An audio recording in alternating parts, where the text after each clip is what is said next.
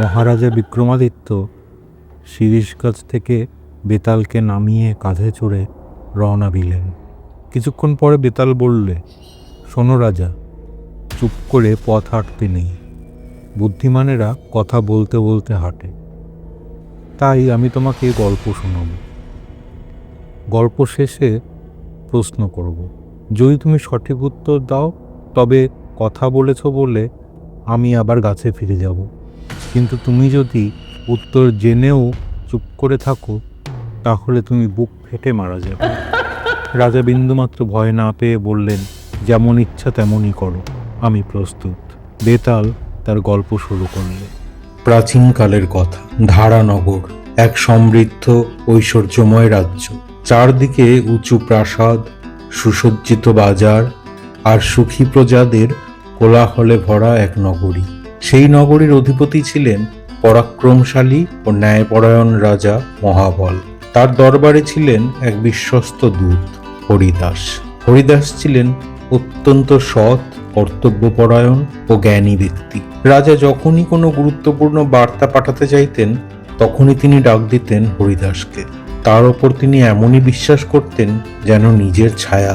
কিন্তু রাজদরবারের বাইরেও হরিদাসের ছিল এক ছোট্ট সংসার, স্ত্রী এবং একমাত্র কন্যা মহাদেবী। হরিদাসের মনে একটাই চিন্তা, মেয়ের জন্য উপযুক্ত পাত্র কোথায় পাব। স্ত্রীকে নিয়ে বসে তিনি প্রায়ই আলোচনা করতেন, এমন ছেলে চাই যে শুধু ধনী নয়, গুণে, বিদ্যায়, চরিত্রে সব দিক থেকে শ্রেষ্ঠ। একদিন সন্ধেবেলায় আকাশে চাঁদের আলো ছড়িয়ে পড়েছে। মহাদেবী তার বাবার কাছে এসে শান্ত গলায় বলল, বাবা, তুমি আমাকে এমন একজনের সঙ্গে বিয়ে দিও যে সকল গুণে ভূষিত। এই কথাটা শুনে হরিদাস কিছুক্ষণ চুপ করে রইলেন। তারপর মেয়ের মাথায় হাত রেখে বললেন, তাই হবে মা, তোমার জন্য আমি সেরা পাত্রই খুঁজে আনব। একদিন সকালে রাজসভায় ডেকে পাঠানো হলো হরিদাসকে। রাজা বললেন, দক্ষিণ দেশে আমার এক প্রিয় বন্ধু আছেন, রাজা হরিশ্চন্দ্র। বহুদিন তার কোনো খবর পাইনি। তুমি সেখানে গিয়ে তার খোঁজ নিয়ে এসো। হরিদাস কোনো দেরি না করে রওনা দিল দক্ষিণ দেশের উদ্দেশ্যে। দীর্ঘ পথ, অরণ্য, নদী, পর্বত পেরিয়ে অবশেষে সে পৌঁছালো দক্ষিণ দেশের রাজপ্রাসাদে। রাজা হরিশ্চন্দ্র তাকে দেখে অত্যন্ত আনন্দিত হলেন। বন্ধুর সংবাদ পেয়ে তার চোখে যেন আনন্দের ঝিলিক ফুটে উঠল। তিনি বললেন, বন্ধু মহাবল আমাকে ভুলে যাননি, এটাই আমার কাছে বড় পাওয়া। হরিদাসকে তিনি সসম্মানে প্রাসাদে রাখলেন, উপহার দিলেন, যত্ন করলেন আর কয়েকদিন থাকার জন্য অনুরোধ করলেন। একদিন রাজসভায় বসেছিলেন রাজা হরিশ্চন্দ্র। সভাসদরা চারপাশে বসে আলোচনা করছেন। হঠাৎ রাজা হরিদাসকে জিজ্ঞেস করলেন, তোমার কি মনে হয় কলিযুগ শুরু হয়ে গেছে? প্রশ্নটা শুনে সভায় এক মুহূর্তে নীরবতা নেমে এলো। হরিদাস একটু ভেবে শান্ত গলায় বলতে শুরু করল, মহারাজ, আমার মতে কলিযুগ শুরু হয়ে গেছে। তার কণ্ঠে ছিল গভীরতা, কথায় ছিল সত্যের প্রতিফলন। এই যুগে সত্য কমে গেছে, মিথ্যা বেড়েছে, মানুষের মনে কপটতা আর প্রতারণা বাসা বেঁধেছে। পৃথিবী আগের মতো শস্য দিচ্ছে না। মানুষ মুখে মিষ্টি কথা বলে কিন্তু অন্তরে ভিন্ন চিন্তা লালন করে। সভাসদরা গভীর মনোযোগে শুনছিল। হরিদাস আবার বলল, রাজারা প্রজাদের কল্যাণের কথা না ভেবে নিজেদের ধনভাণ্ডার ভরতে ব্যস্ত। ব্রাহ্মণরা ধর্ম কর্ম ভুলে লোভী হয়ে উঠেছে। নারীরা লজ্জা ত্যাগ করছে। সন্তানরা পিতামাতাকে সম্মান করে না। ভাই ভাইকে ভালোবাসে না। তার কথাগুলো যেন এক এক করে সমাজের আয়না তুলে ধরছিল। বন্ধুত্বেও নেই আর নিঃস্বার্থতা। তাই বলি মহারাজ, ধর্মের স্থান অধর্ম দখল করেছে। এটাই তো কলিযুগের লক্ষণ। পুরো সভা স্তব্ধ। রাজা হরিশ্চন্দ্র ধীরে ধীরে মাথা নেড়ে বললেন, তোমার জ্ঞান সত্যি প্রশংসার যোগ্য হরিদাস। সেদিন সন্ধ্যায় রাজসভা ভেঙে গেলে হরিদাস তার বাসস্থানে ফিরে এলো। কিন্তু ঘরে ঢুকেই সে অবাক হয়ে গেল। একজন অচেনা ব্রাহ্মণ যুবক তার ঘরে বসে আছে, যেন অনেকক্ষণ ধরে অপেক্ষা করছে। হরিদাস জিজ্ঞেস করল, আপনি কে? এখানে কেন এসেছেন? যুবক শান্তভাবে উত্তর দিল, আমি আপনার কাছে কিছু চাইতে এসেছি। হরিদাস বলল, যদি আমার সাধ্যের মধ্যে থাকে অবশ্যই দেব। যুবক তখন বলল, আপনার একটি সুন্দরী ও গুণবতী কন্যা আছে, আমি তাকে বিয়ে করতে চাই। কথাটা শুনে হরিদাস কিছুক্ষণ স্তব্ধ হয়ে রইল। তারপর ধীরে ধীরে বলল, আমার কন্যার ইচ্ছে সে এমন একজনকে বিয়ে করবে যে সর্ববিদ্যায় পারদর্শী এবং অসাধারণ গুণসম্পন্ন। যুবকের মুখে তখন আত্মবিশ্বাসের হাসি। সে বলল, আমি ছোটবেলা থেকেই জ্ঞান অর্জন করে নানা বিদ্যায় পারদর্শী হয়েছি। শুধু তাই নয়, আমার একটি বিশেষ গুণ আছে। আমি এমন এক রথ তৈরি করেছি যার সাহায্যে 1 বছরের পথ অতি অল্প সময়ে অতিক্রম করা যায়। পরদিন সকালেই সেই ব্রাহ্মণ যুবক হরিদাসকে দেখানোর জন্য নিয়ে এলো তার বিস্ময়কর রথ। হরিদাস যখন প্রথম রথটি দেখল, তার চোখ বিস্ময়ে বড় হয়ে গেল। এটি কোনো সাধারণ রথ নয়। স্বর্ণখচিত কাঠামো, চাকার উপর অদ্ভুত নকশা, আর রথের চারপাশে যেন এক অদৃশ্য শক্তির আভা। রাজার কাছ থেকে অনুমতি নিয়ে হরিদাস সেই যুবককে সঙ্গে নিয়ে রথে চড়ে রওনা দিল নিজের দেশের দিকে। রথ ছুটতে লাগলো বাতাসের গতিতে। পথ যেন নিজে থেকেই সরে যাচ্ছে তাদের সামনে থেকে। অরণ্য, নদী, পর্বত সবকিছু যেন মুহূর্তে পিছনে পড়ে যাচ্ছে। কিছুক্ষণের মধ্যেই তারা পৌঁছে গেল ধারানগরে।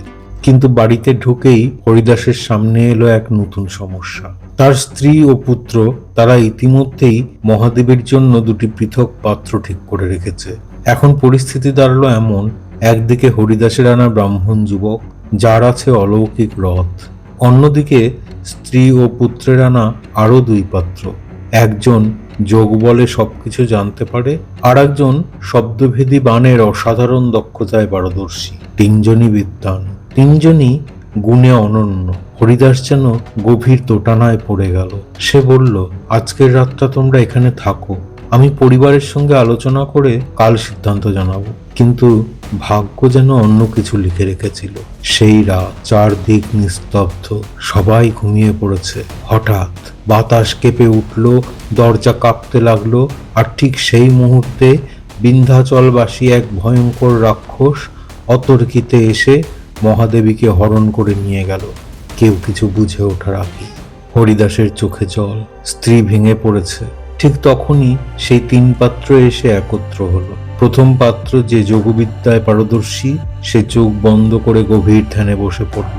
কিছুক্ষণ পর সে চোখ খুলে বলল, আপনারা ভয় পাবেন না, আমি দেখতে পাচ্ছি এক রাক্ষস তাকে নিয়ে গেছে বিন্ধ্য পর্বতে। সবাই স্তব্ধ।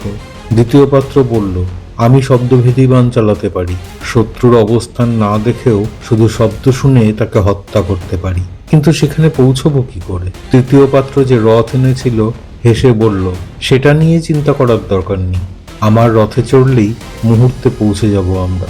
1 মুহূর্ত দেরি না করে 3জন পাত্র সেই অলৌকিক রথে চড়ে রওনা দিল বিন্ধ্যাচলের দিকে। রথ ছুটতে লাগলো আগুনের গতিতে, চারদিকে শুধু বাতাসের শব্দ। মুহূর্তেই তারা পৌঁছে গেল রাক্ষসের আস্তানায়। বিন্ধ্য পর্বতের গহীন অরণ্যে এক অন্ধকার গুহার ভেতরে বন্দী মহাদেবী। রাক্ষস তার সামনে দাঁড়িয়ে ভয়ঙ্কর হাসি হাসছে।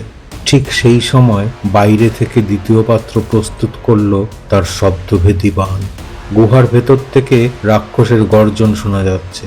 দ্বিতীয় পাত্র চোখ বন্ধ করে শুধু শব্দ লক্ষ্য করে তার বাণ ছুড়ে দিল। 1 মুহূর্ত, তারপর রাক্ষসের ভয়ঙ্কর চিৎকার। মাটিতে লুটিয়ে পড়ল সে। মহাদেবী মুক্ত। সবার চোখে স্বস্তির জল। বাড়িতে ফিরে আসার পর হরিদাস জড়িয়ে ধরল মেয়েকে। মায়ের চোখেও জল। কিন্তু সমস্যা এখানেই শেষ নয়। বাড়িতে ফিরে আসার পর 3জন পাত্রই মহাদেবীকে বিবাহের দাবি জানাল। এই পর্যন্ত গল্প বলে বেতাল রাজা বিক্রমাদিত্যকে জিজ্ঞেস করল, মহারাজ বলুন তো, এই 3জনের মধ্যে মহাদেবীর যোগ্য পাত্র কে? রাজা বিক্রমাদিত্য কিছুক্ষণ চিন্তা করে বললেন, যে যুবক তার বাণের দ্বারা রাক্ষসকে বধ করেছে, সেই মহাদেবীর প্রকৃত যোগ্য পাত্র। বেতাল হেসে বলল, কিন্তু মহারাজ, 3জনের বিদ্যাই তো সমান গুরুত্বপূর্ণ ছিল। একজন না থাকলেও কি মহাদেবীকে উদ্ধার করা সম্ভব হতো? রাজা শান্ত গলায় বললেন, হ্যাঁ, 3জনের বিদ্যাই প্রয়োজন ছিল, কিন্তু গভীরভাবে বিচার করলে দেখা যায় রাক্ষসকে বধ না করলে মহাদেবীকে উদ্ধার করা যেত না। স্থান জানা বা সেখানে পৌঁছানো গুরুত্বপূর্ণ, কিন্তু শেষ কাজটি শত্রুকে পরাজিত করা সবচেয়ে গুরুত্বপূর্ণ। বেতাল বললে, একদম সঠিক উত্তর দিয়েছ, কিন্তু যেহেতু তুমি কথা বলেছ তাই শর্ত অনুযায়ী আমি ফিরে যাচ্ছি। এই বলে বেতাল ফিরে গিয়ে আবার সেই শিরীষ গাছে ঝুলে পড়ল।